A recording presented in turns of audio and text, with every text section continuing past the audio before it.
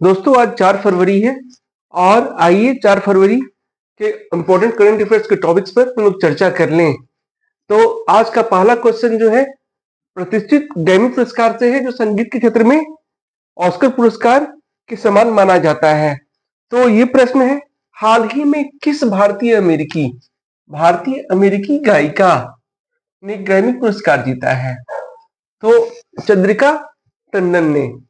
हाल ही में चंद्रिका टंडन जो भारतीय अमेरिकी गायिका है उन्होंने ग्रैमी पुरस्कार जीता है।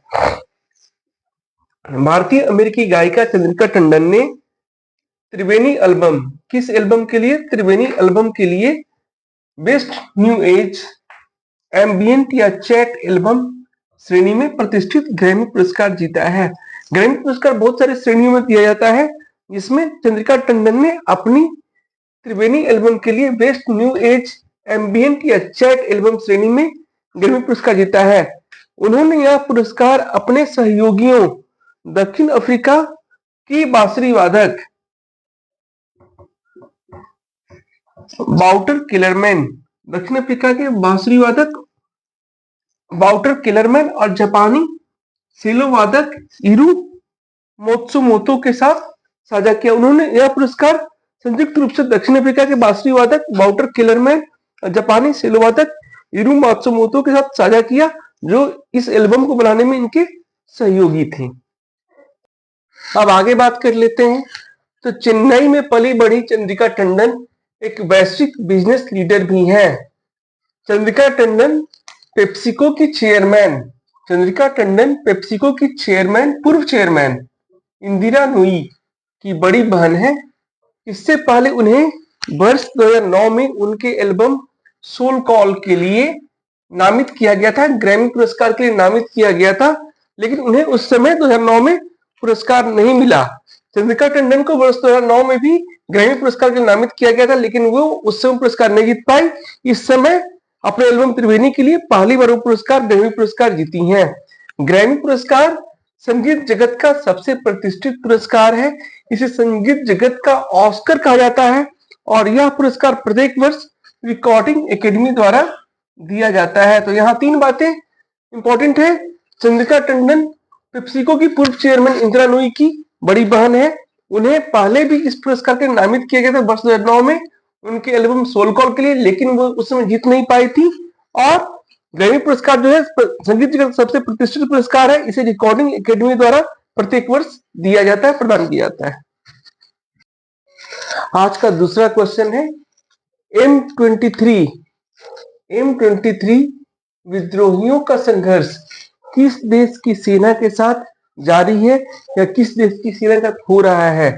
तो कॉन्गो लोकतांत्रिक गणराज्य डेमोक्रेटिक रिपब्लिक ऑफ कॉन्गो की सेना के साथ M23 विद्रोहियों का संघर्ष जारी है या हो रहा है।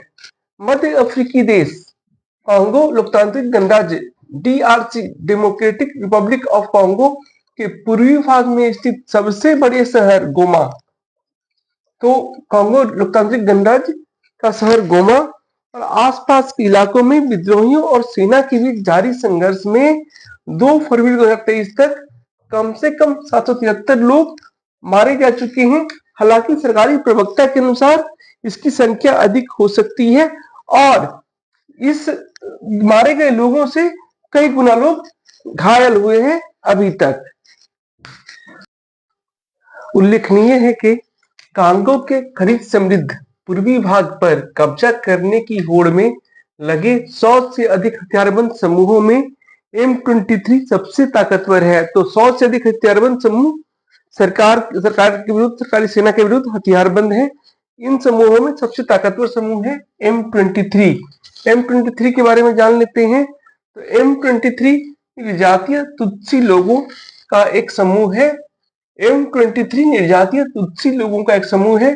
संयुक्त राष्ट्र के विशेषज्ञों के अनुसार इस समूह को पड़ोसी देश रवांडा का समर्थन मिल रहा है, समर्थन प्राप्त है। इस गुट ने 1 साल से अधिक समय से DRC के रुबाया के कोल्टन खनन क्षेत्र पर कब्जा कर रखा है। तो 3 बात इंपॉर्टेंट है कि रवांडा ये जो डेमोक्रेटिक रिपब्लिक ऑफ कॉन्गो है, उस देश के विरुद्ध, उस देश की सेना के विरुद्ध 100 से अधिक हथियारबंद समूह उसके पूर्वी क्षेत्र पर कब्जा करने में लगे हुए हैं, जो खनिज समृद्ध क्षेत्र है। और इन समूहों में जो विद्रोही समूह है उसमें M23 सबसे ताकतवर है, जो तुत्सी लोगों का समूह है। इसे रवांडा का समर्थन मिल रहा है और इसने 1 साल से अधिक समय से DRC के कोल्टन खनिज क्षेत्र पर कब्जा कर रखा है। आज का तीसरा पॉइंट है नेशनल क्रिटिकल मिनरल मिशन के संबंध में, जिसे केंद्रीय मंत्रिमंडल ने हाल ही में मंजूरी दी है। तो हाल ही में केंद्रीय मंत्रिमंडल ने महत्वपूर्ण खनिजों की खोज के लिए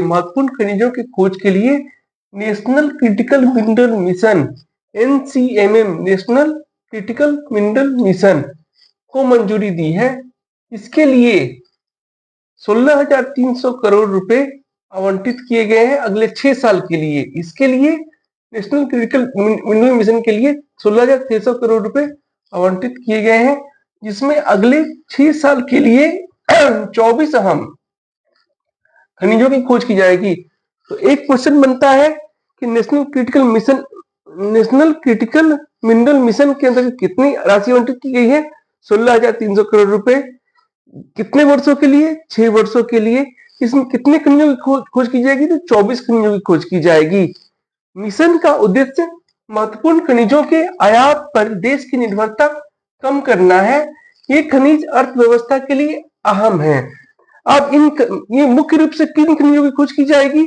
तो इन महत्वपूर्ण खनिजों में मुख्य रूप से cadmium, cobalt, nickel, phosphate, platinum, potash, lithium, zirconium, titanium आदि 24 खनिज की खोज की जाएगी।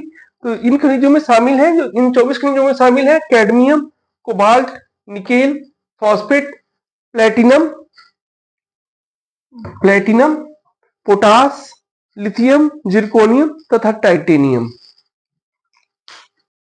आज का फोर्थ पॉइंट सेबी और उसके द्वारा विकसित किए गए पोर्टल के बारे में है। तो फोर्थ पॉइंट है शेयर बाजार नियामक सेबी। शेयर बाजार नियामक सेबी, तो शेयर बाजार का नियामक कौन है? सेबी है।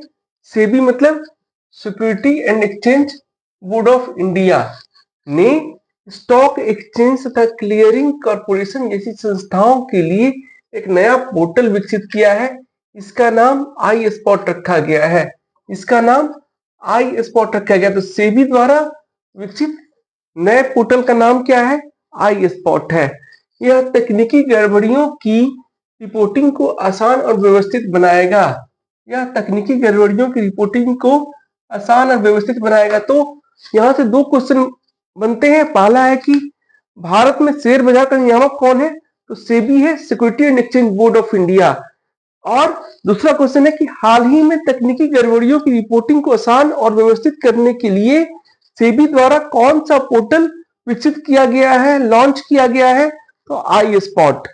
यह पोर्टल सेबी मध्यस्थ एसआई पोर्टल से जुड़ा होगा, जिससे डाटा की गुणवत्ता और रिपोर्टिंग की ट्रेसेबिलिटी बेहतर होगी। पहले इन गड़बड़ियों की जानकारी के लिए ईमेल से भेजी जाती थी, लेकिन अब इसे नए पोर्टल पर अपलोड करना होगा।